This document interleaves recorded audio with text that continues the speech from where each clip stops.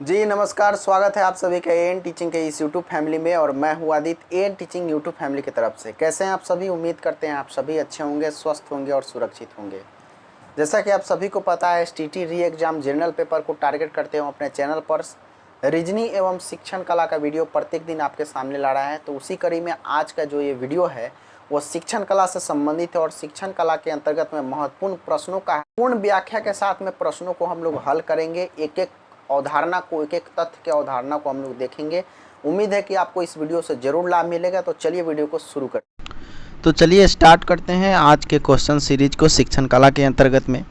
और क्वेश्चन देखिए, क्वेश्चन सबसे पहले आपको ये समझना है कि क्वेश्चन हम बताएंगे और उससे संबंधित फैक्ट भी हम आपको बताते चलेंगे, उससे संबंधित कंसेप्ट भी आपको बताते चलेंगे। हम आपको बार बार यही बात कहते हैं कि अगर आप क्वेश्चन को सीधा बनाएंगे तो आपको फ़ायदा नहीं मिलेगा, लाभ नहीं मिलेगा, जबकि उसके फैक्ट को नहीं जानेंगे तब तक।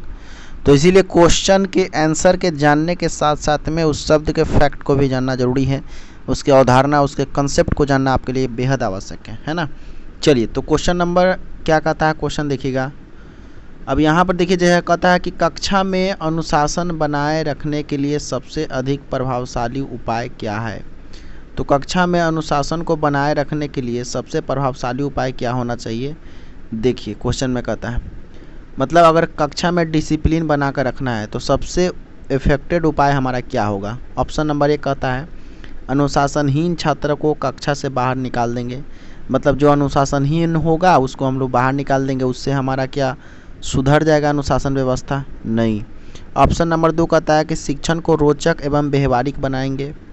ऑप्शन नंबर 3 कहता है छात्रों को अभिभावकों को सूचित करेंगे। अगर बच्चे अनुशासनहीनता कर रहे हैं तो उसके गार्जियन को हम लोग सूचना देंगे। या ऑप्शन नंबर 4 कहता है कि अनुशासनहीन छात्रों को विशिष्ट सुविधा प्रदान करेंगे, इसके लिए कुछ स्पेशल सुविधा हम लोग प्रदान करेंगे।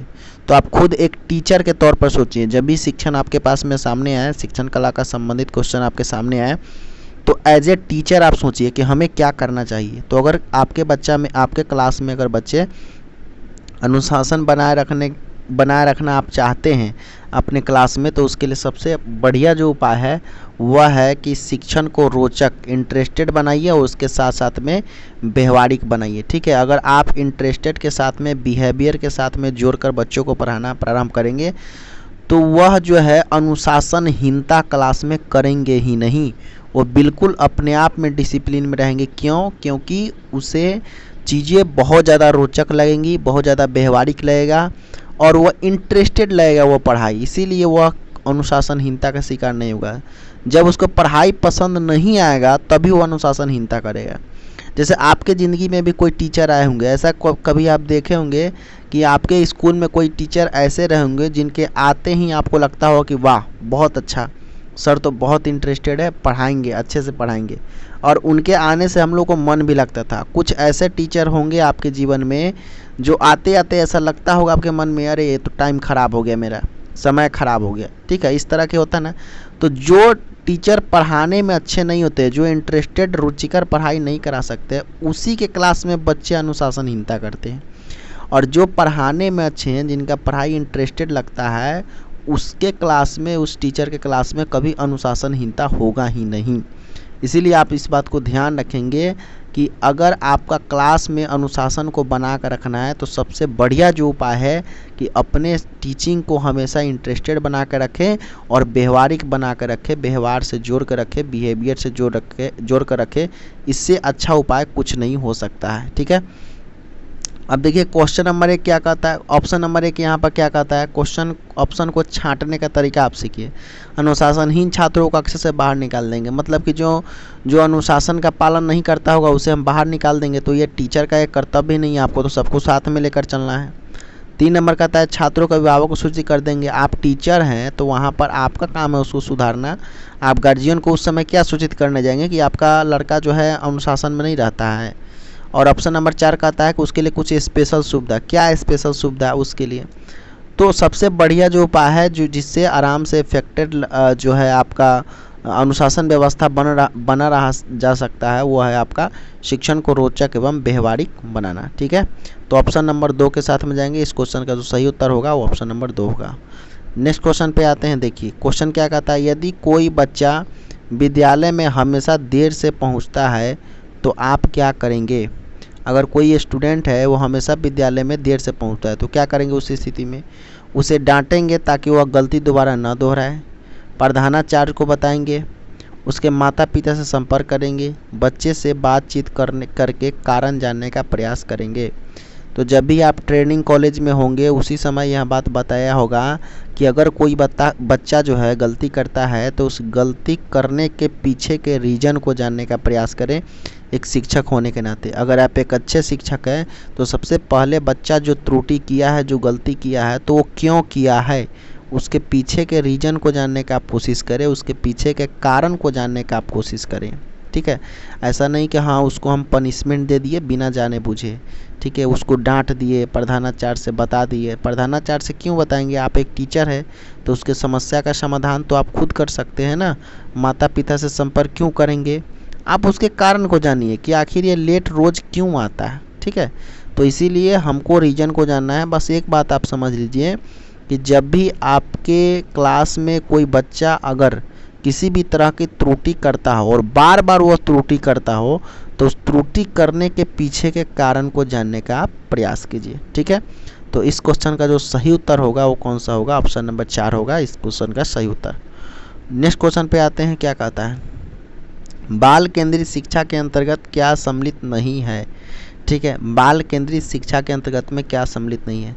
अगर आपने मेरा पिछले वीडियो देखा होगा तो आप क्वेश्चन जो है कमेंट में आप जवाब दीजिएगा कि बाल केंद्रित शिक्षा किसे कहते हैं। ठीक है, आप सभी से मेरा सवाल है, अगर आप हमारा प्रीवियस वीडियो देखे होंगे तो आप हमें कमेंट बॉक्स में ये ज़रूर बताएंगे कि बाल केंद्रित शिक्षा किसे कहते हैं, what is child centred education. ठीक है, आप कमेंट बॉक्स में जवाब दीजिएगा। अब देखिए क्वेश्चन क्या कहता है, बाल केंद्रित शिक्षा के अंतर्गत क्या सम्मिलित नहीं है? गृह कार्य प्रदान करना, बालक को प्रश्न पूछने के लिए प्रेरित करना, बालक के अनुभव को प्राथमिकता प्रदान करना, बालक के सृजनात्मकता को बढ़ावा देना। क्या होगा इसका सही उत्तर? आप खुद सोचिए कि बाल केंद्रित शिक्षा के अंतर्गत में वो चाइल्ड सेंटर्ड एजुकेशन था जिसमें बालक को केंद्र में रखकर कार्य कराया जाता था। ठीक है, तो यहाँ पर क्या कहता है कि सम्मिलित नहीं है। तो यहाँ पर देखिए बालक को प्रश्न पूछने के लिए प्रेरित करना, इसमें बाल केंद्रित शिक्षा का जो उद्देश्य है उसमें स्पष्ट रूप से ये बातें कहा गया है कि बच्चों को हम प्रश्न पूछने के लिए मोटिवेट करेंगे, प्रेरित करेंगे, तभी बच्चे प्रश्न को पूछेंगे और जितना ज़्यादा वह प्रश्न पूछेंगे उतना ही ज़्यादा उनको एक्सपीरियंस होगा, अनुभव होगा और चीज़ें वो आसानी से कर पाएंगे। ऑप्शन नंबर 3 में क्या कहा है कि बालक के अनुभव को प्राथमिकता प्रदान करेंगे, उसके एक्सपीरियंस को, मतलब वह जितना जानता है उसको जानने की आप कोशिश करेंगे। ठीक है बेटा, तुमको जितना जहाँ तक जानकारी हो तुम बोलो। अब ऐसा नहीं कि हाँ तुम बैठ जाओ, तुमको नहीं बोलना है। ठीक है, कभी कभी शिक्षक क्या करते हैं, इस तरह का वार्तालाप उनके साथ करते हैं कि जैसा कि उनको कुछ आता ही नहीं है, हमको बहुत कुछ आता है। ठीक है, तो बच्चों के साथ में कभी कभी हम लोग ऐसा व्यवहार करते हैं कि तुम तो बैठ ही रहो, तुमको कुछ नहीं बोलना, एकदम चुप रहो, इस तरह की व्यवस्था। तो हमको ऐसा नहीं बोला, बच्चे सही बोले या गलत बोले उसके एक्सपीरियंस को जानने की आप कोशिश कीजिए, उसके एक्सपीरियंस को प्रायोरिटी दीजिए, है ना, प्राथमिकता दीजिए, उसे जानिए कि हाँ वो क्या बोलना चाह रहा है। ऑप्शन नंबर 4 है बालक की सृजनात्मकता को बढ़ावा देना, उसके क्रिएटिविटी को बढ़ावा देना। तो ये भी बात बाल केंद्रित शिक्षा में कहा गया है। अब आप बताइए, क्रिएटिविटी का मतलब ये होता है, हमने आपको बताया, सृजनात्मकता का मतलब ये होता है कि एक बालक जो समान बालक से कुछ अलग करता है, वह व्यक्ति जो सामान्य व्यक्ति या बालक से कुछ अलग कर दिखाने की चाह रखता है, उसे हम सृजनात्मक बालक या सृजनात्मक व्यक्ति के नाम से जानते हैं, सृजनात्मक बालक के नाम से जानते हैं, है ना। तो सृजनात्मकता को भी बढ़ावा मिलता है बाल केंद्रिता में, उसके एक्सपीरियंस को भी प्रायोरिटी दिया जाता है, प्रश्न पूछने के लिए मोटिवेट भी किया जाता है। लेकिन गृह कार्य प्रदान करना, केवल होमवर्क प्रदान करना, यह कतई उद्देश्य नहीं है बाल केंद्रित शिक्षा का। बाल केंद्रित शिक्षा में कभी यह बात नहीं किया है कि हम बच्चों को खूब ज़्यादा से ज़्यादा होमवर्क प्रदान करेंगे ताकि बच्चे खूब अधिक सीखेंगे। ठीक है, ऐसा कभी बाल केंद्रित शिक्षा के अंतर्गत में नहीं कहा गया। बाल केंद्रित शिक्षा के पूरे टॉपिक को हमने पढ़ाया है, अगर आप नहीं देखे हैं तो सारा जो है वीडियो का जो है प्लेलिस्ट हम जो है डिस्क्रिप्शन बॉक्स में दे दिए हैं, आप वहाँ पर क्लिक करके हमारे सभी प्रीवियस वीडियो को देख सकते हैं। ठीक है, तो इसीलिए हम लोग ऑप्शन नंबर 4 के साथ में जाएंगे। इस क्वेश्चन का जो सही उत्तर इस क्वेश्चन का जो सही उत्तर होगा वो कौन सा होगा? इस क्वेश्चन का जो सही उत्तर कहता है कि सम्मिलित नहीं है, तो नहीं कौन है? गृह कार्य प्रदान करना। इसीलिए उस क्वेश्चन का जो सही उत्तर होगा वो कौन सा होगा? ऑप्शन नंबर 1 होगा। ठीक है, अब आते हैं नेक्स्ट क्वेश्चन पर। नेक्स्ट क्वेश्चन देखिए क्या कहता है। नेक्स्ट क्वेश्चन कहता है कि एक शिक्षार्थी केंद्रित कक्ष में अध्यापिका करेगी। शिक्षार्थी केंद्रित का मतलब क्या समझे? शिक्षार्थी केंद्रित का मतलब बाल केंद्रित ही होता है। ठीक है, शिक्षार्थी केंद्रित कहे तब, या बाल केंद्रित कहे तब, या चाइल्ड सेंटर्ड कहे तब, सब बात एक ही है। तो कहता है कि कक्ष में अध्यापिका करेगी। क्या करेगी? अधिगम को सुगम बनाने के लिए बच्चों को एक दूसरे के साथ अंकों के लिए मुकाबला करने के लिए प्रोत्साहित करना। ठीक है, कभी भी मनोविज्ञान में यह उद्देश्य नहीं दिया गया है कि बच्चों को केवल इसलिए पढ़ाएं कि बच्चे कुछ अच्छे अंक ला पाएं। मनोविज्ञान का यह कतई उद्देश्य नहीं है, साइकोलॉजी का यह कभी उद्देश्य नहीं है कि बच्चों को सिर्फ अंक लाने के लिए या रिजल्ट लाने के लिए पढ़ाया जाए। ठीक है, तो ऑप्शन नंबर 1 तो कभी नहीं होगा। ठीक है, ऑप्शन नंबर 2 कहता है कि मुख्य तथ्यों की व्याख्या करने के लिए व्याख्यान पद्धति का प्रयोग करना और बाद में शिक्षार्थियों को उनकी सजगता के लिए आकलन करना। ठीक है, और ऑप्शन नंबर जो 3 कहता है वो ऑप्शन नंबर 3 ये है कि वह अपने विद्यार्थी से जिस प्रकार की अपेक्षा करती है उसे प्रदर्शित करना और तब बच्चों को वैसा करने के लिए दिशा निर्देश देना। और ऑप्शन नंबर जो 4 है वह कहता है कि इस प्रकार की पद्धतियों को नियोजित करना जिसमें शिक्षार्थी अपने स्वयं के अधिगम के लिए पहल करने में प्रोत्साहित हो। देखिए यहाँ पर जो इस ऑप्शन में जो आपको दिखाई दे रहा है, इस ऑप्शन में क्या कर रहा है कि इस प्रकार की पद्धतियों को नियोजित करना मतलब ऐसा सिस्टम हम बनाएंगे कि जिसमें शिक्षार्थी अपने स्वयं की अधिगम के लिए पहल करने का मतलब वो सीखने के लिए खुद कुछ करे, और करके सीखना सबसे अच्छा सीखना होता है। अगर हम लोग करके सीखें तो वह सीखना सबसे बेस्ट सीखना है। तो ऑप्शन नंबर 4 में कहता है कि वैसा हम लोग एक कार्य पद्धति का चयन कीजिए जिसमें बच्चे खुद करके अपने अधिगम को बढ़ावा दे, अपने अधिगम को बढ़ाए, तो वो करके सीखेंगे, और करके सीखना सबसे अच्छा सीखना होता है। इसीलिए हम लोग ऑप्शन नंबर 4 के साथ जाएंगे। ठीक है, नेक्स्ट क्वेश्चन है 47 का जो सही उत्तर हो जाएगा वो 4 होगा। नेक्स्ट क्वेश्चन है, देखिए क्या कहता है। नेक्स्ट क्वेश्चन हमारा ये कहता है कि बाल केंद्रित शिक्षा में शामिल है। बाल केंद्रित शिक्षा में क्या शामिल? देखिएगा, बच्चों का एक कोने में बैठना, प्रतिबंधित परिवेश में अधिगम, वे गतिविधियां जिनमें खेल शामिल नहीं होते हैं, बच्चों के लिए हस्तपरक गतिविधियां। ठीक है, अब बताइए इसमें कहता है कि कौन सा शामिल है। तो हम निश्चित रूप से जब हम आपको चाइल्ड सेंटर्ड एजुकेशन जब पढ़ा रहे थे तो उसमें हमने आपको बताया था कि बाल केंद्रित का हमेशा यह उद्देश्य रहता है कि हमेशा बच्चों से कैसा गतिविधि कराना है, तो हस्तपरक गतिविधि कराना है। मतलब बच्चे उसे खुद करके अपने हाथों से, हस्तपरक का मतलब क्या होता है? अपने हाथों से करके वैसा गतिविधि जो खुद बच्चे अपने हाथों से करें। तो यही है बाल केंद्रित शिक्षा में आपको हस्तपरक गतिविधि को शामिल किया गया है। बाकी जो गतिविधि आपको दिख रहा है उसको कभी भी शामिल नहीं किया है कि बच्चों के कोना में बैठाएंगे, बिल्कुल गलत है ये बात। प्रतिबंधित परिवेश में अधिगम मतलब ऐसा क्षेत्र बनाएंगे तुमको यहाँ पे नहीं बैठना है, तुमको वहाँ पर नहीं बैठना है, जब टीचर आएंगे तो तुमको पीछे हमेशा बैठना है, तुमको हमेशा आगे बैठना है। इस तरह से प्रतिबंधित अधिगम ये होता है। वे गतिविधियाँ जिसमें खेल शामिल नहीं हो। अरे बाल केंद्रित शिक्षा में तो ये बात कहाँ ही गया है कि हमेशा बच्चों को खेल खेल में सिखाना है। तो इसीलिए ऑप्शन नंबर ये तीनों का तीनों बिल्कुल गलत हो जाएगा। ऑप्शन नंबर 4 हमारा बिल्कुल सही हो जाएगा। ठीक है, ऑप्शन को छांटने का ढंग सीखिए थोड़ा सा। जब भी आप ऑप्शन को छांटने का ढंग सीख लेंगे ना तब आपको परेशानी नहीं होगी। ऑप्शन को छांट कब पाएंगे? जब आपका कंसेप्ट क्लियर रहेगा उस तथ्य के प्रति। मतलब अगर बाल केंद्रिता की बात इसमें कही गई है तो आपको समझना पड़ेगा कि what is child centred education and what is concept of child centred education.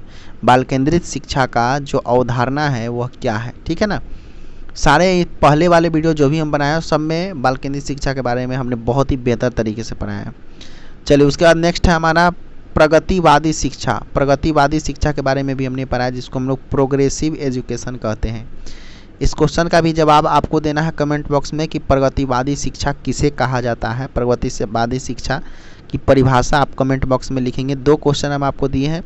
एक तो सबसे पहला क्वेश्चन आपको ये दिए कि बाल केंद्रित शिक्षा किसे कहते हैं, और दूसरा क्वेश्चन ये प्रगतिवादी शिक्षा किसे कहते हैं। ठीक है, अब देखिए इसमें क्या कहता है कि प्रगतिवादी शिक्षा अनुबंधन और पुनर्बलन के सिद्धांतों पर आधारित है, पाठ्यपुस्तकों पर आधारित है क्योंकि वो ज्ञान का एकमात्र वैध स्रोत है। इस मत पर विश्वास करती है कि शिक्षक को अपने उपागम में दृढ़ रहना और वर्तमान समय में बिना वर्तमान समय में बिना दंड का प्रयोग किए बच्चों को पढ़ाया नहीं जा सकता। समस्या समाधान और आलोचनात्मक चिंतन पर अधिक बल देना। क्या होगा इसका सही उत्तर, आप खुद समझ सकते हैं। तो देखिए 52 का जो यहाँ पर ऑप्शन जो दिख रहा है ना, अनुबंधन और पुनर्बलन के सिद्धांतों पर आधारित है। मतलब केवल और केवल यह रीइंफोर्समेंट के थ्योरी पर आधारित नहीं है, पाठ्यपुस्तकों पर आधारित है, ये बिल्कुल भी नहीं। पाठ्यपुस्तक पर आधारित कोई भी एजुकेशन सिस्टम नहीं है। हमेशा एनसीएफ या कोई भी मनोविज्ञान यह बात कहता है कि हमेशा बच्चों को पाठ्यपुस्तक पर आधारित नहीं होना है, उस पर सेंटर्ड नहीं होना है। ठीक है, इस मत पर विश्वास करती है कि शिक्षा को अपने उपागम में दृढ़ रहना और वर्तमान समय में बिना दंड का प्रयोग किए। अब ऐसा भी उसमें नहीं कहा गया कि बिना दंड के बच्चा पढ़ ही नहीं सकता है, जब तक हम उसको पनिशमेंट ना दें तब तक वो पढ़ ही नहीं सकता। ये सारे बातें गलत है प्रोग्रेसिव एजुकेशन के क्षेत्र में, बल्कि ये बात सही है कि समस्या समाधान के लिए, ठीक है, समस्या समाधान और आलोचनात्मक चिंतन पर अधिक बल देती है। मतलब कहने का मतलब ये हो गया कि प्रोग्रेसिव एजुकेशन में इस तरह से बच्चों को पढ़ाया गया कि आप बच्चे जो है कहीं ना कहीं आलोचनात्मक चिंतन करें। किसी भी टॉपिक या किसी भी तथ्य के बारे में बच्चों को हम पढ़ा रहे हैं तो उसके बारे में डीप नॉलेज उसके पास हो, एक थिंकिंग करे कि हाँ ये कैसे हुआ, क्यों हुआ, किस तरह से हुआ, अनुसंधान करे, रिसर्च करे, है ना। तब वह बच्चे प्रोग्रेसिव एजुकेशन को पूरा कर पाएंगे। और प्रोग्रेसिव एजुकेशन का उद्देश्य तभी पूरा हो पाएगा जब बच्चे आलोचनात्मक चिंतन करने लगेंगे, जब बच्चे थिंकिंग करने लगेंगे। ठीक है, तो इस क्वेश्चन का जो सही उत्तर होता है वो क्या होता है, इस क्वेश्चन का जो सही उत्तर होता है ऑप्शन नंबर 4 होता है। ठीक है, अब आते हैं नेक्स्ट क्वेश्चन पर। यदि आप बच्चों को सिखाना चाहते हैं तो बच्चों से सीखिए। यह इशारा करता है अध्यापक केंद्रित शिक्षा की ओर। देखिए मतलब यहाँ पर कहा कि यदि आप बच्चों को सिखाना चाहते हैं तो आप बच्चों से सीखिए। यह किसके ओर इशारा करता है, अध्यापक केंद्रित शिक्षा की ओर, बाल केंद्रित शिक्षा की ओर, मूल्यांकन केंद्रित शिक्षा की ओर, परीक्षा केंद्रित शिक्षा की ओर। अब सीधी सीधी बात आपको समझ में आ गया होगा। क्या समझ में आया होगा, ये जो अध्यापक केंद्रित शिक्षा व्यवस्था है ना, इसको हम लोग टीचर सेंटर्ड एजुकेशन सिस्टम के नाम से जानते हैं, जो कि प्राचीन युग में चलता था, एक गुरु और शिष्य के बीच में चलता था। तो वो सिस्टम जो था कि गुरु जो कह दिए सो कह दिए हैं, शिष्य को वो मानना है तो मानना है। तो उसमें सीखने सिखाने की प्रक्रिया नहीं होती थी, सिर्फ सिखाया जाता था कि हम जो कह दिए तुमको मानना है। ठीक है, लेकिन अब दूसरा पॉइंट हमारे सामने है बाल केंद्रित शिक्षा। ये चाइल्ड सेंटर्ड एजुकेशन है। ठीक है, चाइल्ड सेंटर्ड एजुकेशन में केंद्र में किसको रखा गया है, बालक को रखा गया है। और ये त्रिध्रुवीय प्रक्रिया है जिसमें यहाँ पर शिक्षक को रखा जाता है, यहाँ पे बालक को रखा जाता है और यहाँ पे पाठ्यक्रम को रखा जाता है। त्रिध्रुवीय प्रक्रिया। और सीखने सिखाने की प्रक्रिया जो है इसी में चलता है। बाल केंद्रित शिक्षा में, चाइल्ड सेंटर्ड एजुकेशन सिस्टम में ही सीखने और सिखाने की प्रक्रिया माना जाता है कि आप भी बच्चों से सीखें और बच्चे भी आपसे सीखें। सीखने और सिखाने की प्रक्रिया ऑप्शन नंबर 2 के साथ जाएंगे, बाल केंद्रित शिक्षा की तरफ जाएंगे। ठीक है, जो इस क्वेश्चन का सही उत्तर होगा वो होगा हमारा क्या, बाल केंद्रित शिक्षा की ओर। ठीक है, चलिए अब यहाँ पर जैसा कि बात कहा गया मूल्यांकन केंद्रित, इवैल्यूएशन बेस्ड एजुकेशन सिस्टम कोई है ही नहीं है। और परीक्षा केंद्रित की बात करें तो सिर्फ जो है आपको परीक्षा सेंटर्ड कोई एजुकेशन सिस्टम है ही नहीं। बात बच गई ये दोनों में, तो दोनों में आप समझा ही दिए, टीचर सेंटर्ड है और ये आपका चाइल्ड सेंटर्ड है। सीखने सिखाने की प्रक्रिया किस में चलता है, चाइल्ड सेंटर्ड में चलता है। ठीक है, तो ऑप्शन नंबर इसका जो सही उत्तर होगा वो क्या होगा, ऑप्शन नंबर 2 होगा। चलिए नेक्स्ट क्वेश्चन की तरफ बढ़ते हैं। अब क्वेश्चन नंबर नेक्स्ट पर आते हैं। देखिए मध्याह्न भोजन के दौरान उच्च जाति के विद्यार्थी निम्न जाति के विद्यार्थी के साथ एक पंक्ति में भोजन करने से इनकार करते हैं, आप क्या करेंगे। मतलब कोई उच्च जाति का विद्यार्थी है, मान लीजिए कि जनरल कैटेगरी का है, राजपूत है, भूमिहार है, ब्राह्मण है। ठीक है, अगर वह नीच जाति जैसे SC ST वर्ग के साथ में वो भोजन नहीं करना चाहता है तो आप क्या करेंगे उस स्थिति में। आप पृथक बैठक व्यवस्था करने हेतु सहमत हो जाएंगे। मतलब कहें यार ठीक है दोनों को अलग अलग बैठा दो। पृथक का मतलब क्या होता है, अलग अलग। ठीक है, तो उस समय आप टीचर होने के नाते आप क्या करेंगे कि बोलेंगे कि यार ठीक है दोनों को अलग अलग बैठा दो अगर नहीं बैठना चाहता है तो। या आप जो है उच्च पदाधिकारियों से निर्देशन प्राप्त करेंगे। मतलब आप आपके जो सीनियर है उनसे पूछेंगे कि बताइए क्या करें हम। ठीक है, या आप विद्यार्थियों को एक साथ बैठाकर भोजन करने के लिए सहमत कर लेंगे। मतलब ऐसा कहें कि बेटा तुम एक साथ बैठकर ही भोजन करो, ऐसा नहीं करना चाहिए। या ऑप्शन नंबर 4 है कि आप विद्यालय में मध्याह्न भोजन पकाना बंद ही कर देंगे। ठीक है, अब इस क्वेश्चन का जो सही उत्तर होगा वो क्या होगा आप खुद बताइएगा। ठीक है, अब निश्चित रूप से आपको समझ में आ रहा होगा कि भाई अगर एक उच्च कोटि का उच्च जो है जाति का छात्र है, एक निम्न जाति के छात्र है, उसके साथ सहमत नहीं है कि हम नहीं बैठेंगे, तो आप एक टीचर होने के नाते आपको ये करना है कि आप जो है विद्यार्थी को एक साथ बैठकर भोजन करने के लिए सहमत कर लेंगे। उसको समझाएंगे कि बेटा जाति पाति में कुछ नहीं है, हम सभी एक हैं, हिंदू मुस्लिम सिख ईसाई आपस में है भाई भाई, ऐसा नहीं करना चाहिए, जातियाता गलत बात है। ये जो है बताकर और दोनों बच्चे को सहमत करा लेना है कि ठीक है तुम लोग साथ में बैठ करके खा सकते हो। तो ये हुआ आपकी बुद्धिमानी की बात। एक टीचर होने के नाते आपका कर्तव्य ये बनता है, बल्कि यह कर्तव्य नहीं बनता है कि हाँ ठीक है तुम अलग बैठो तुम अलग बैठो। यह भी कर्तव्य नहीं बनता है कि उस समय हम किसी उच्च अधिकारी के पास में फ़ोन करेंगे, उतना तो दिमाग आपके पास भी है कि हमको यहाँ पर कैसे डील करना है ना। और ऑप्शन नंबर 4 है कि आप विद्यालय मध्याह्न भोजन, ये तो बिल्कुल गलत हो गया। इसका मतलब क्या कि आप मध्याह्न भोजन बनाना ही बंद कर देंगे, तो उससे तो अन्य बच्चे को भी नुकसान हो जाएगा, ठीक है। तो इसीलिए कि बुद्धिमान शिक्षक होने के नाते आप क्या करेंगे, ऑप्शन नंबर 3 के साथ में आप चले जाएंगे, ठीक है। इसी सब टाइप का क्वेश्चन आपको शिक्षण कला में रहेगा, ठीक है। शिक्षण कला का मतलब ये होता है कि आप बच्चे के लिए क्या सोचते हो, ठीक है, बच्चे के बारे में आप क्या सोचते हैं, अगर ऐसा सिचुएशन रहे तो उस स्थिति में आप कैसे सोचेंगे, ठीक है। ये होता है शिक्षण कला, इसीलिए ऑप्शन नंबर 3 के साथ जाएंगे। नेक्स्ट क्वेश्चन देखिए क्या कहता है। नेक्स्ट क्वेश्चन में कहता है कि निम्नलिखित में से कौन सी स्थिति बाल केंद्रित कक्षा कक्ष को प्रदर्शित नहीं कर रही है। बाल केंद्रित कक्षा कक्ष को कौन सी स्थिति प्रदर्शित कर रही है, सॉरी यहाँ पर प्रदर्शित कर रही है की बात कर रहा है, ठीक है, कर रही है। इसका मतलब 3 जो ऑप्शन होगा वो 3 ऑप्शन नहीं कर रहा होगा, एक ऑप्शन आपका कर रहा होगा, ठीक है। अब देखिए ऑप्शन नंबर 1 क्या कहता है, एक कक्षा में जिसमें शिक्षिका नोट लिखा देती है और शिक्षार्थी से उन्हें याद करने को कहा जाता है। याद करने वाला बात बाल केंद्रित शिक्षा में बिल्कुल गलत है, और मनोविज्ञान में भी यह बात कहा गया है कि रटने की प्रवृत्ति बच्चों में कभी नहीं रखना है। बच्चों में हमेशा समझने की प्रवृत्ति पर जोर देना है, उसके अंडरस्टैंडिंग पर जोर देना है, समझ को ज्ञान बनाना है, रटंत को ज्ञान नहीं बनाना है, यह बात स्पष्ट कहा गया है। इसीलिए ये वाला ऑप्शन तो बिल्कुल गलत हो जाएगा, ठीक है।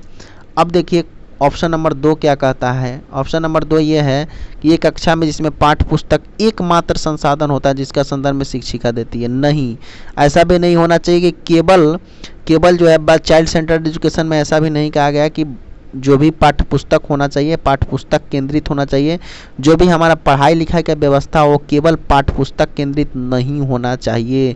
मतलब एक टीचर ये ना सोचे कि जो चीज़ें बुक में दिया हुआ है केवल वही चीज़ पढ़ाएं, बल्कि चाइल्ड सेंटर्ड एजुकेशन में यह बात स्पष्ट रूप से बताया गया है कि आपको बाहरी जीवन से जोड़कर इसके बारे में बताना है, सिखाना है, केवल पाठ्य पुस्तक पर केंद्रित आपको नहीं रहना है। यह बातें स्पष्ट रूप से कहा गया है, ठीक है। तो ऑप्शन नंबर 2 भी गलत हो जाएगा। ऑप्शन नंबर 3 देखिए क्या कहता है, एक कक्षा में जिसमें शिक्षार्थी समूह में बैठे हैं और शिक्षिका बारी बारी से प्रत्येक समूह में जा रही है। ये तो बहुत अच्छी बात है कि सभी समूह में बैठे हैं, लेकिन सभी समूह को हमको देखना है क्योंकि बाल केंद्रित शिक्षा है, चाइल्ड सेंटर्ड एजुकेशन है, तो सबको साथ में लेकर हमको चलना है, ठीक है।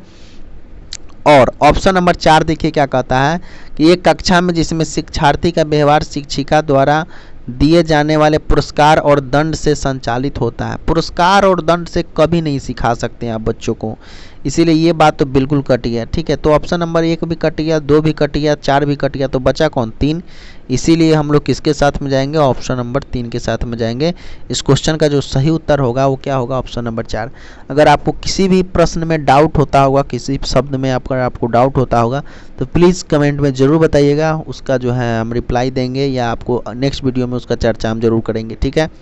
देखते हैं क्वेश्चन नंबर नेक्स्ट क्या कहता है। बाल केंद्रित शिक्षा शास्त्र का अर्थ है, क्या अर्थ है, बच्चों को नैतिक शिक्षा देना, ठीक है। बच्चों को शिक्षा का अनुगमन और अनुकरण करने का लिए कहना, बच्चों के अभिव्यक्ति और उनकी सक्रिय भागीदारी को महत्व देना, बच्चों की पूर्ण रूप से स्वतंत्रता देना। क्या होगा इसका सही उत्तर। अब देखिए यहाँ पर बात करते हैं कि बच्चों को नैतिक शिक्षा देना, मतलब केवल मोरल एजुकेशन देना ही बाल केंद्रित शिक्षा का उद्देश्य नहीं है। मोरल एजुकेशन का मतलब आप समझते होंगे कि अच्छी बातें बोलना, बुरा मत सुनो, बुरा मत बोलो, सुबह सुबह जगकर मम्मी पापा का चरण स्पर्श करना चाहिए, दादा दादी का चरण स्पर्श करना चाहिए, अपने से बड़ों को हमेशा सम्मान करना चाहिए। ये सब नैतिक शिक्षा, ये सब मोरल एजुकेशन इसको कहते हैं। तो केवल बाल केंद्रित शिक्षा में इस बात पर केवल जोर नहीं दिया गया है ना।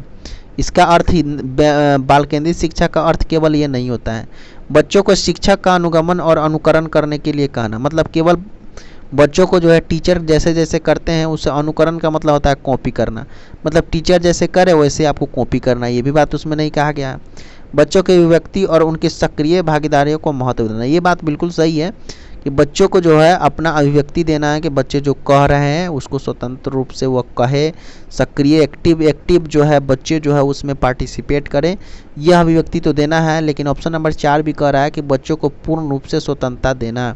अब देखिए यहाँ पर जो आपको ऑप्शन नंबर 3 भी सही है, ऑप्शन नंबर 4 भी सही है, ठीक है। लेकिन कोई ऐसा इस दोनों में से आप ऑप्शन चुनिए जिसमें कि वह ऑप्शन शामिल हो जाता हो, ठीक है। तो ऑप्शन नंबर 4 जब हम लोग चुनते हैं कि बच्चों को पूर्ण रूप से स्वतंत्रता देना, अब जब हम बच्चों को पूर्ण रूप से स्वतंत्रता दे ही देंगे तो उसमें उसका अभिव्यक्ति भी शामिल हो जाएगा, उसमें उसका सक्रिय भागीदारी भी शामिल हो जाएगा, ठीक है। तो इस टाइप का क्वेश्चन जब भी आपके सामने फंसेगा तो आप ध्यान दीजिएगा कि इस दोनों में से कौन ज़्यादा सही है, उस पर आप ध्यान देने की कोशिश कीजिए। जो ज़्यादा सही होगा वही आपका सही उत्तर हो जाएगा। इसीलिए इस क्वेश्चन का जो सही उत्तर होगा वो कौन होगा, ऑप्शन नंबर 4 हो जाएगा, ठीक है। नेक्स्ट क्वेश्चन पर देखते हैं। नेक्स्ट क्वेश्चन क्या कहता है, अधिगमकर्ता केंद्रित विधि का आशय है। अधिगमकर्ता केंद्रित विधि का मतलब भी आप चाइल्ड सेंटर्ड ही समझिएगा कि शिक्षक अधिगमकर्ता के लिए स्वयं निष्कर्ष निकाल देते हैं। परंपरागत व्याख्यात्मक विधियाँ, उन विधियों को अपनाना जिसमें शिक्षा का मुख्यकर्ता पात्र होता है, और उसके में वे विधियाँ जहाँ अधिगम में अधिगमकर्ता को अपनी पहल तथा प्रयास सम्मिलित होते हैं। क्या होगा इसका सही उत्तर? तो अधिगमकर्ता, अभी हमने बताया आपको चाइल्ड सेंटर्ड एजुकेशन के बारे में, तो निश्चित रूप से वह विधि है जहाँ पर अधिगम में अधिगमकर्ता मतलब जो सीखने वाला व्यक्ति है। अधिगम का मतलब होता है लर्निंग का मतलब होता है सीखना, और अधिगमकर्ता यहाँ पर कौन होते हैं, बच्चे होते हैं। अधिगमकर्ता की अपनी पहल तथा प्रयास सम्मिलित हो, मतलब बच्चे खुद से कुछ सीखने का प्रयास करें, खुद से कुछ करने का पहल करें, ये होता है अधिगमकर्ता की बात, ठीक है। तो इसका जो मेन आशय क्या है, ये ऑप्शन नंबर 4 है कि वैसा अधिगम केंद्रित विधि वैसा विधि होता है जिसमें जो है हम लोग अधिगम में अधिगमकर्ता की अपनी पहल तथा प्रयास सम्मिलित होते हैं, उसे हम लोग अधिगमकर्ता केंद्रित विधि के नाम से जानते हैं, ठीक है। तो उम्मीद करते हैं आज का ये वीडियो छोटा सा आपको पसंद आया होगा, और आपको बताते चले कि हम इसका डिस्कशन व्याख्या इसलिए कराते हैं ताकि आपको कॉन्सेप्ट को समझना है, सुनना है, समझना है। सुनेंगे समझेंगे तो आपको धीरे धीरे कॉन्सेप्ट इसका क्लियर हो जाएगा। बस जो भी बात बोलते हैं उसको दिमाग में थोड़ा सा रख लेना है, ज़्यादा आपको टेंशन लेने की ज़रूरत नहीं है। हम प्रत्येक सब्जेक्ट का जो है वीडियो अपलोड कर देंगे STT एग्जाम को टारगेट करते हुए। आपको बिल्कुल भी चिंता करने की ज़रूरत नहीं है, बस हमारे साथ आप जुड़े रहिए। Thank you so much. मिलते हैं आपको फिर से नेक्स्ट वीडियो में, तब तक के लिए जय हिंद, वंदे।